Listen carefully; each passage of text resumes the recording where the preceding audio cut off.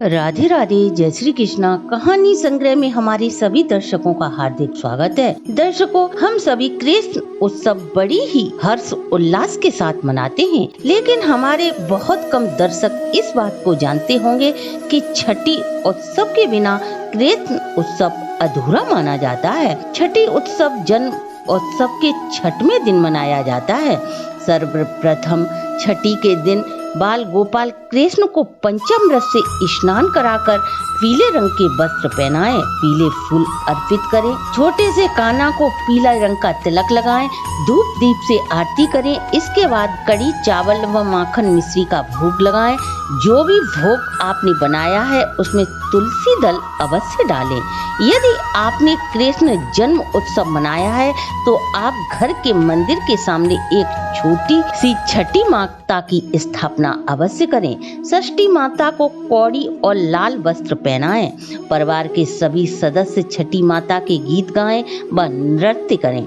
जो भी भोग भगवान के निमित्त बनाया है सभी का कृष्ण भगवान को भोग लगाकर परिवार के सभी सदस्य प्रसाद के रूप में उसे ग्रहण करें और मन ही मन बाल गोपाल कृष्ण से प्रार्थना करें कि वे अपनी कृपा दृष्टि आप व आपके परिवार पर बनाए रखें।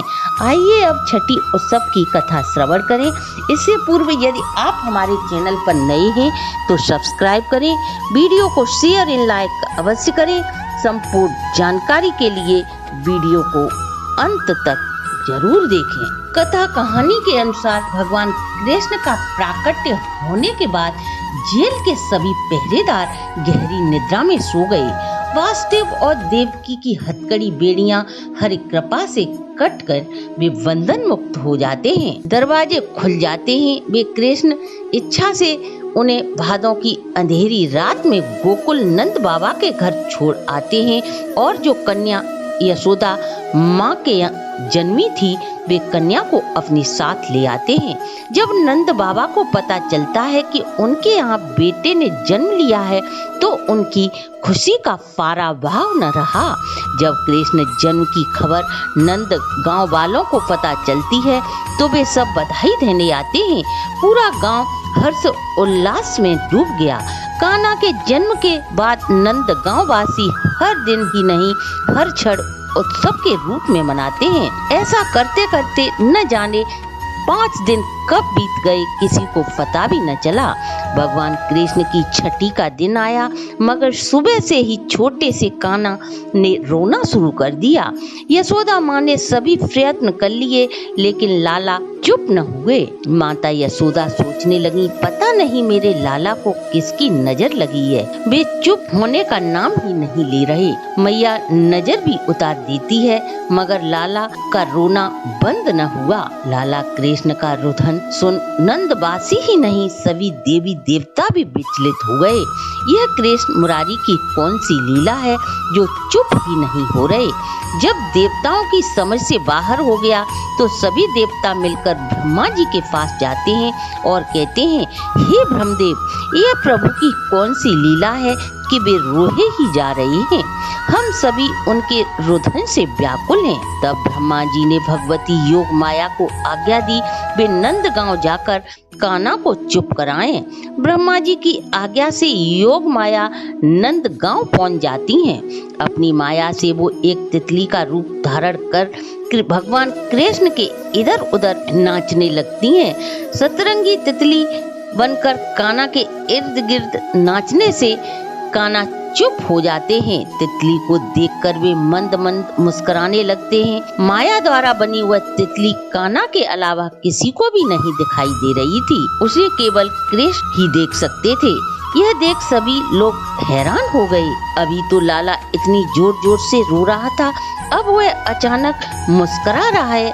छोटे से कृष्ण की यह लीला सभी को विस्मित कर देती है। कान्हा को मुस्कुराते देख यशोदा मैया शीघ्र ही लाला को उठाकर अपने आंचल से ढक लेती हैं कि कहीं फिर से किसी की नजर मेरे छोटे कान्हा को न लग जाए। भगवान चुप हो जाते हैं। सभी प्रसन्न हो गए परंतु तितली का रूप धारण किए हुए योग माया उदास हो गयी। वे प्रभु को प्रणाम कर ब्रह्मलोक में ब्रह्मा जी के पास पास लौट आईं। जब ब्रह्मा जी ने उन्हें देखा तो उन्हें ऐसा लगा कि योग माया पृथ्वी लोक से लौट आने के पश्चात उदास हैं। तब ब्रह्मा जी ने योग माया से पूछा, तुम उदास क्यों हो? तब योग माया बोली, मुझे प्रभु के बाल रूप के दर्शन का जो आनंद प्राप्त हुआ था वह शायद फिर कभी नहीं होगा। बस यही मेरे उदास होने का कारण है। योग माया की इस बात को सुनकर ब्रह्मा जी मुस्कुराए और योग माया से बोले, बस इतनी सी बात से तुम उदास हो तो मैं तुम्हें यह वरदान देता हूँ कि आज से छठी माँ के रूप में प्रत्येक घर में तुम्हें पूजा जाएगा। हर बालक के जन्म से छठी तक तुम इस बाल लीला का आनंद लोगी। जन्म लेने वाला हर नवजात शिशु तुम्हारे साथ खेलेगा और मुस्कुराएगा।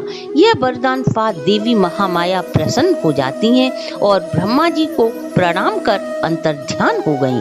उसी दिन से आज तक हर घर में नवजात शिशु की छठी उत्सव के रूप में मनाई जाती है। इस प्रकार जो भी भक्त जन्म उत्सव मनाते हैं वे छठी उत्सव अवश्य मनाएं।